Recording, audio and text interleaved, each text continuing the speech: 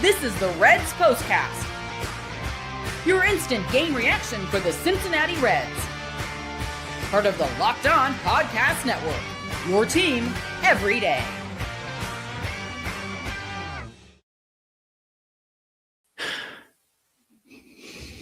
Good evening, Reds fans, and welcome to another edition of the POSTCAST, brought by Locked On Reds and the Locked On Podcast Network, your team every day.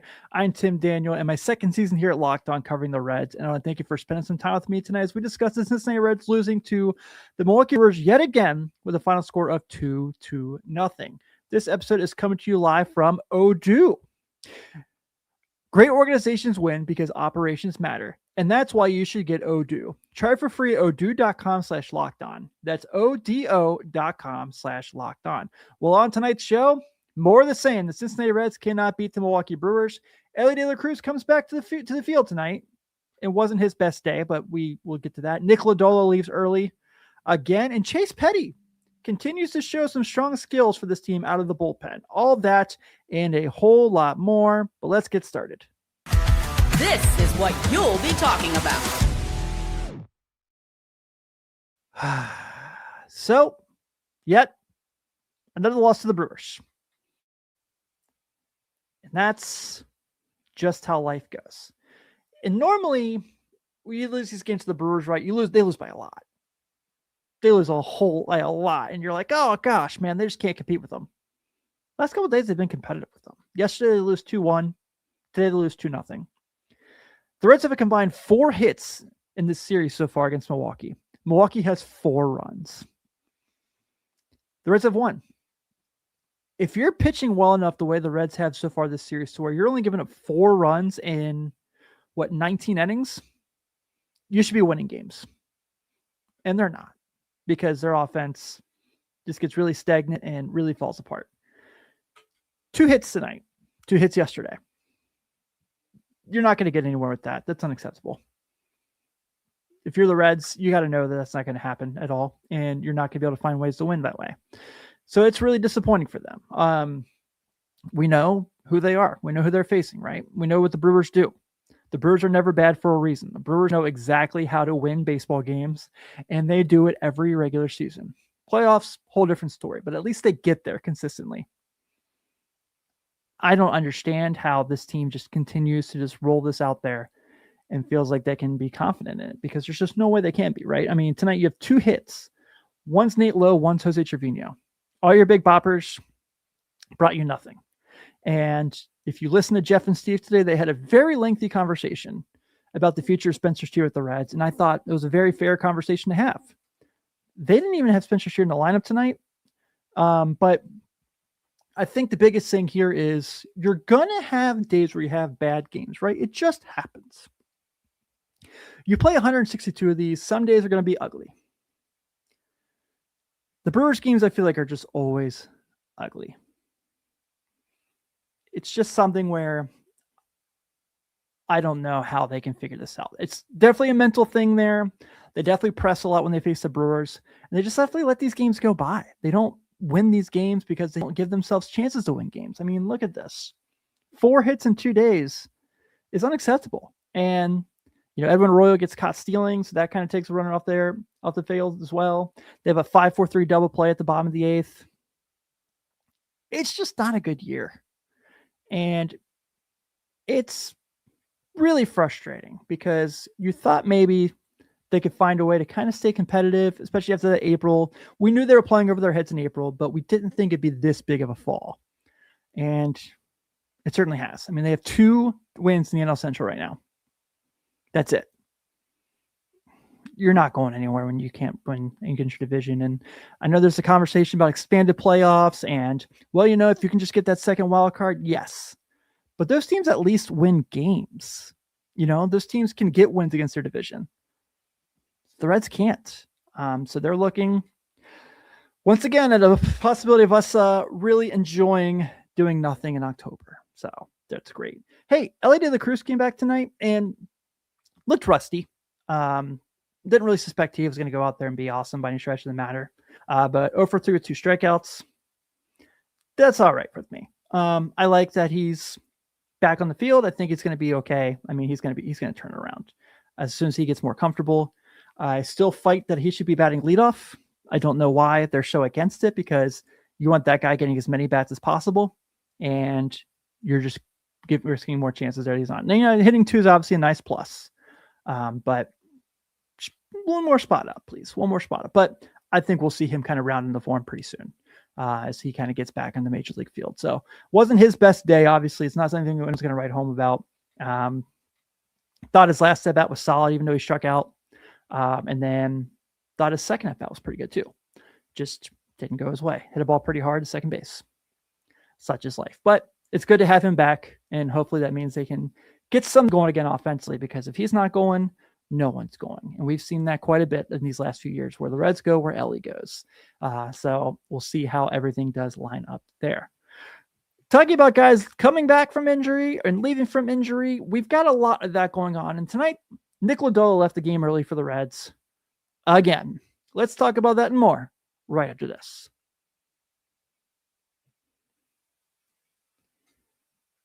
But first, this episode is brought to you by 5 Hour Energy. If you've got a sweet tooth like I do, you know how tough it is to find that perfect treat without all the sugar. That's why Cotton Candy 5 Hour Energy Shot brings that nostalgic flavor back in a whole new way. This is that classic cotton candy taste you remember, but with a tasty caffeine boost and 0 sugar. It's a quick, easy way to satisfy that sweet craving while keeping things simple and on the go. The flavor really does bring that throwback fruity vanilla vibe, and it's surprisingly smooth. I like how convenient it is too. Just a small portable shop I can grab whenever I need a little pick-me-up. It's become my go-to when I want something sweet without going overboard. Bring on the sweetness with Cotton Candy 5 Hour Energy Shots. Available online now at 5hourenergy.com or on Amazon. And also don't forget, it's Prime Day, so you can get discounts on your 5 Hour Energy Shots right now, hopefully as well too. This episode is also brought to you by Hims. ED is way more common than most guys think, and millions of men deal with it at some point. Hims offers a simple, convenient way to take care of your health by connecting you with licensed healthcare providers online and giving you access to personalized treatment options from the comfort of home. No awkward appointments, no pharmacy lines, just a straightforward process designed to make getting care easier. Taking care of yourself shouldn't feel complicated, and Hims makes the process private and easy to navigate. It's healthcare built around your schedule and your comfort. When something is already uncomfortable to talk about, the last thing you want is a complicated process. Having the ability to start online from home makes taking that first step feel much more manageable. Between work, family, and everything else going on, finding time for appointments can be tough. Having access to licensed providers online means you can prioritize your health without having to rearrange your day. A lot of people put things off because they don't know where to start. Hims makes it easier with a straightforward online process and discreet delivery, so getting care feels more comfortable. To get simple, online access to personalized, affordable care for ED, hair loss, weight loss, and more, visit hims.com/lockedonmlb. That's hims.com/lockedonmlb for your free online visit. hims.com/lockedonmlb. Prescription required. See website for details and important safety information. Sildenafil is the generic version of Viagra. Viagra is a registered trademark of Viatris, specialty LLC. Hims is not affiliated with or endorsed by Viatris. And finally, we are brought to you by Odoo. Here we go. Running a business shouldn't feel like you're trying to connect a bunch of systems that were never designed to work together. You know, like the Reds bullpen and hitting with Arnson's scoring position. One app for accounting, another for inventory, another for sales, and somehow none of them talk to each other. That's where Odoo comes in. Odoo is an all-in-one business management software that brings every part of your business together in one powerful platform. From sales and accounting to inventory and marketing, everything works in one place, helping your team move faster, stay organized, and focus on growing the business instead of managing software. The best organization knows that success isn't just about talent. It's about everyone working towards the same goal, and that's true in sports just like it is in business. Look at the Milwaukee Brewers, right? They're a team that they go and get guys. They lose guys every year. They lose Corbin Burns. They lose all these star players, Devin Williams, and they get better. They just always find ways to do it win. It's because their organization has got everyone pulling in the same direction. It was one great player. It's not just Christian Yelich. It's a coordinated effort across the entire organization that makes it successful. You can tell that they just don't do things reactionary, right? When they get rid of a guy, they're getting rid of a guy for a reason. The organization has a vision. They stick to it. And now you're seeing the results because everyone's working from the same playbook and they're in first place, boy, it feels like a jillion games. The adjustment itself was important, but what really impressed me was how smoothly it was implemented. Everyone knows their role, everyone was on the same page, and that's usually what separates good organizations from great ones. Great organizations win because operations matter, and that's why you should get Odoo. Try for free.com at odoo.com/lockedon. That's odoo.com/lockedon.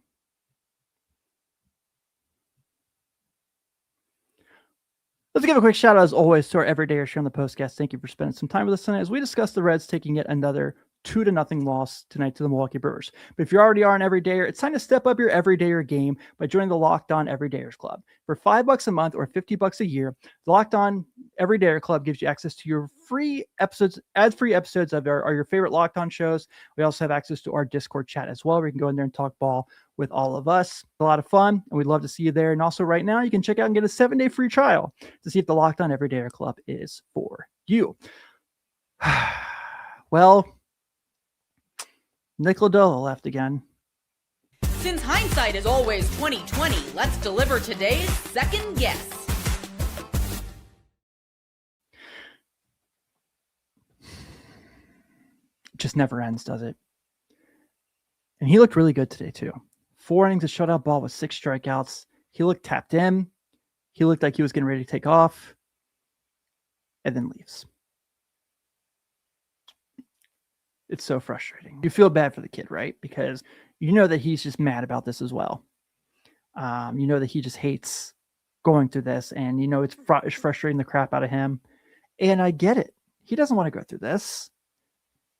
But the Reds need a backup plan at this point. If they can't trust him to make starts consistently, they got to figure something else out. And the other thing here is we're going to talk about Chase Petty here in a second, but the Reds are likely going to be looking at seeing if they can get something for Brady Singer, who's pitched very well late, mind you.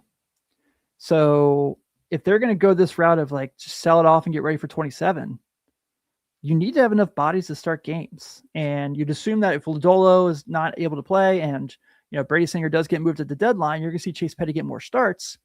But now it's just kind of, who's that next person? Because you don't have a whole lot laying around.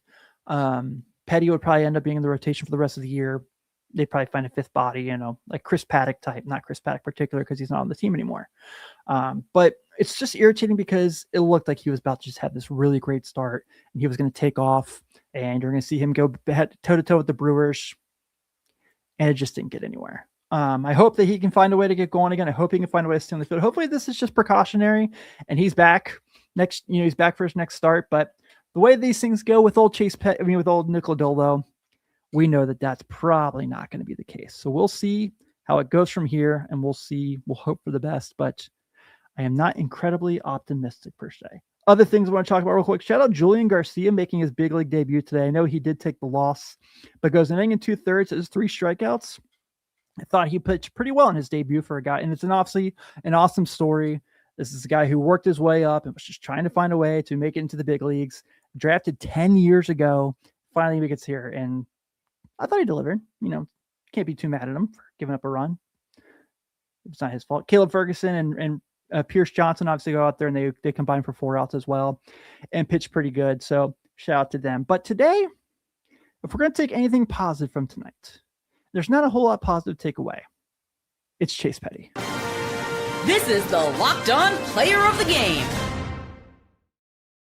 Now I know he gave up a run and it was probably the turning point run was them going up 2-0 because the Reds offense was garbage. But Chase Petty has really carved out a role with the major league team as he tries to find his footing. He had a couple starts this year where he was solid, but coming out of the bullpen of late, he's been really good. Even with giving up that Fernando Tatis solo shot to lose that walk-off in San Diego, I think he's going to be just fine. I think we're going to see a lot from him where he's going to end up being a really solid pitcher for this team. I do think he's going to end up starting for them maybe the end of this year if they move some guys, maybe next year. One way or another, he'll be a starter again. But he's looking to get more and more comfortable coming out of the pen, and he's definitely becoming an asset for this team that really needs as many assets as they can possibly get. So we'll see where things go from there. I'm hoping the best for him. I think he's going to be a really, really good pitcher for this team. So we shall see. Michael says that Tito said Lodolo's wrist was turning black and blue, and that's why they took him out.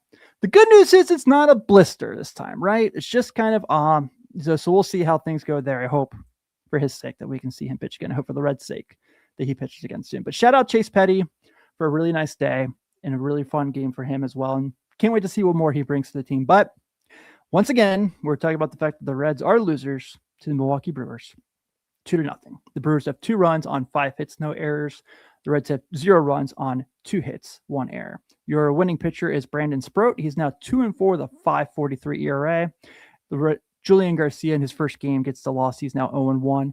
And Trevor McGill gets his 10th save of the year. And tomorrow, the Reds will try to avoid the sweep against the Brewers at 7:10 as Rhett Lowder takes the hill for the Reds. He is 3-4 with a 4.82 ERA.